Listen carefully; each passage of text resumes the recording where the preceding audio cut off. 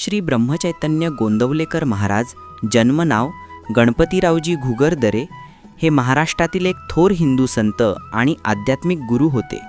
त्यांचा जन्म सातारा जिल्ह्यातील गोंदवले बुद्रुक या गावी माघ शुद्ध द्वादशी शके 1766 म्हणजेच 19 फेब्रुवारी 1845 रोजी झाला.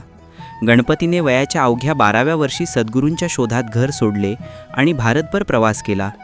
शेवटी त्यांना मराठवाड्यातील येहळेगाव येथील संत श्रीराम तुकाराम चैतन्य महाराज म्हणजेच तुकामाई यांचे मार्गदर्शन लाभले. ब्रह्मचैतन्य नाम. तुकामाईंनी गणपतीला श्रीराम जयराम जय जय राम या त्रयोदशाक्षरी मंत्राची दीक्षा दिली आणि ब्रह्मचैतन्य हे नाव दिले.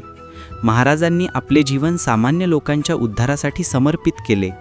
त्यांनी असंख्य लोकांना व्यसने, दुराचरण आणि कौटुंबिक कलहातून बाहेर काढले आणि त्यांचे संसार सुखाचे केले.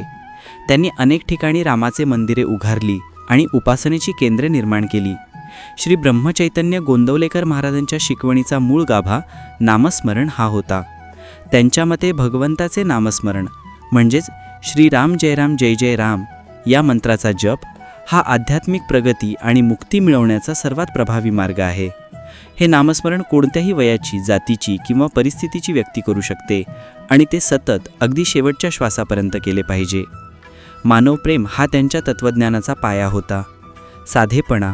त्यांनी अद्वैत वेदांताचे तत्त्वज्ञान सामान्य लोकांना समजेल अशा सोप्या भाषेत आणि व्यावहारिक उदाहरणांद्वारे समजावून सांगितले. त्यांनी कधीही संसार सोडण्यास सांगितले नाही, तर संसारिक कर्तव्य पार पाडत असतानाच परमार्थ साधण्याचा मार्ग दाखवला.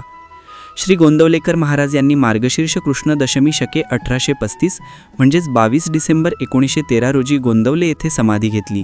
गोंदवले येथील त्यांचे समाधी मंदिर हे आज एक प्रमुख आध्यात्मिक केंद्र बनले आहे.